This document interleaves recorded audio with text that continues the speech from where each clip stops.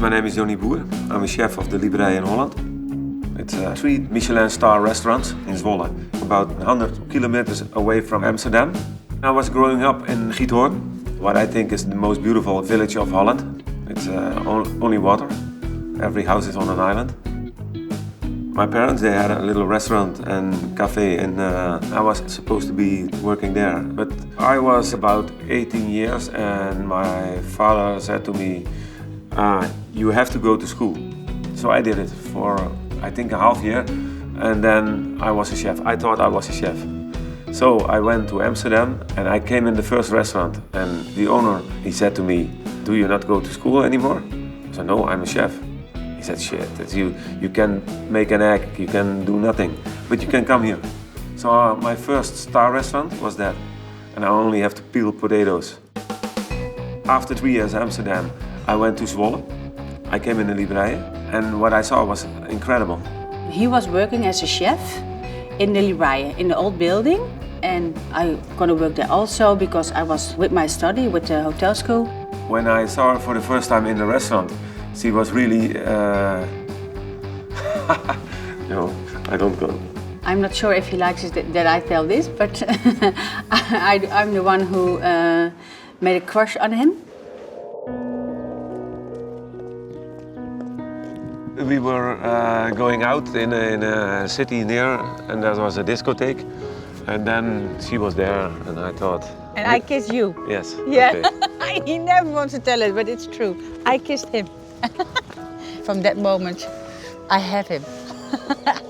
I thought maybe we go to other countries together to work and to learn. But a year later, the owner before, he asked us to, you like to do the restaurant together. You want to buy it. We sent him on a holiday. We did the restaurant for 3 weeks when he was not there to look if we liked it. You know, I was 20 and Jonnie was 26, so we were really young and we were not sure if we want to because, yeah, we were just 2 years together and totally in love, but you don't know if you can work together and if everything is so different. After the 3 weeks we did it ourselves, I said, yes, I want to do it, but in my way. So we bought the restaurant. And now, 25 years later, still, so that's good. The restaurant is hers and the kitchen is mine. We never bought the restaurant to earn Michelin stars, never. But we get the first after 2 months that we bought the restaurant. That was a very special thing because whole Holland was looking at us. It was a way from Michelin to show that you can get also stars with not only truffles and caviar and that sort of things, but also the simple things.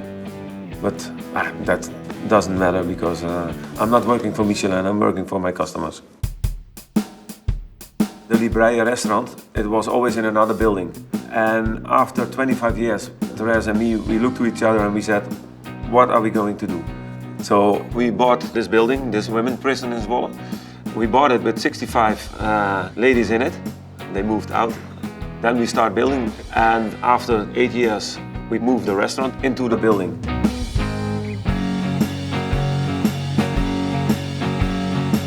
The restaurant is a whole experience. You can see the kitchen, the chefs are working in the restaurant. If it's snowing, you see the snow. If the sun is shining, you see the sun. This is nature, this is where I want to be.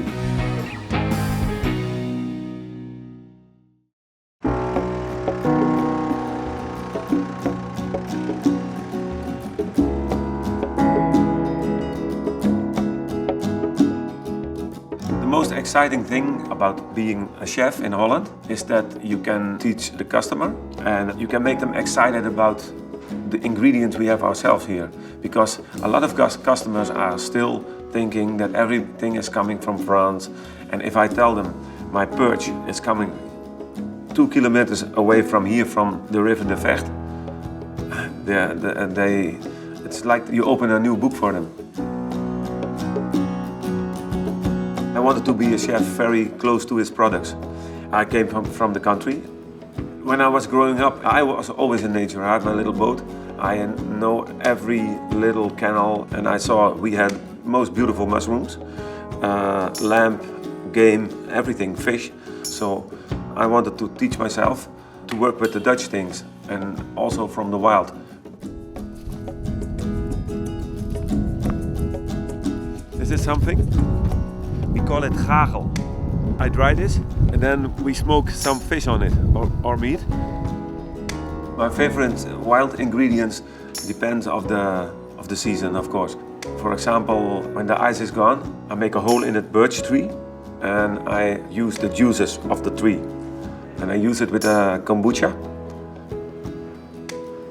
From April till October, I'm picking more than 100 wild herbs in this region. One of my favorites is angelica. The roots of the angelica, they are very heavy in smell. Then the meadowsweet, when it's flowering, the whole nature smells like almonds. Sometimes I find a plant that I don't know what it is. I go to a biolog and I said, what is this? Can I eat it? And then he always said, yeah, try it. And sometimes it's not good, but most of the times it's okay. Hey, goedemorgen. Hallo. Hey. Hey Jonnie. We have our own greenhouse. It's growing 90% of every vegetable in this restaurant. The owner of the greenhouse is Eve, and I spoke to him, I think 22 years ago, and I said, Eve, I want to help you and you help me. We're gonna make a growing plan every year, and what you see is incredible.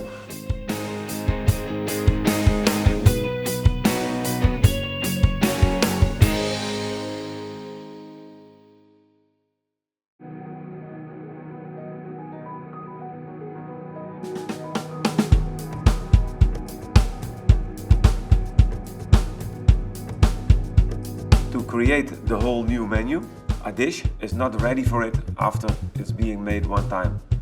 You have to make it weeks and then you get the perfect dish. What we do, every day we make dishes and we put it in the office. Cabbage leaves, fermented beetroot, smoked creme fraiche. And Thérèse and the sommeliers, they can taste.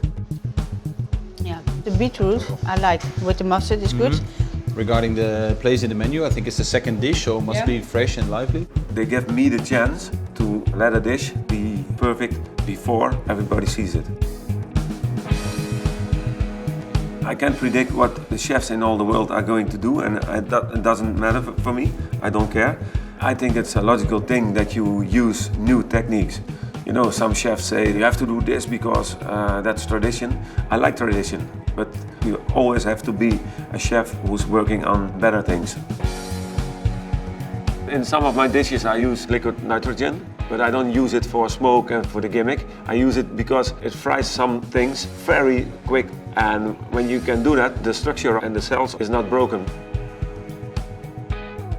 The way I ferment things is I use cabbages until I have 1 liter of cabbage juice. I put some onions in it, I put some garlic in it, I put some spices in it, but I put also an oyster in it. And that oyster will take care of the fermenting because it's gonna rot very quick then. When the rotting process is over, you have a juice that looks exactly the same like the kimchi in Korea. And after that I use the juice to preserve some vegetables in it. So you get vegetables in its own environment. We always have to do the best for the dish or for the product. And if you have to use a technique or something that looks like hocus pocus, do it, because when it's better for the dish, you always have to do it.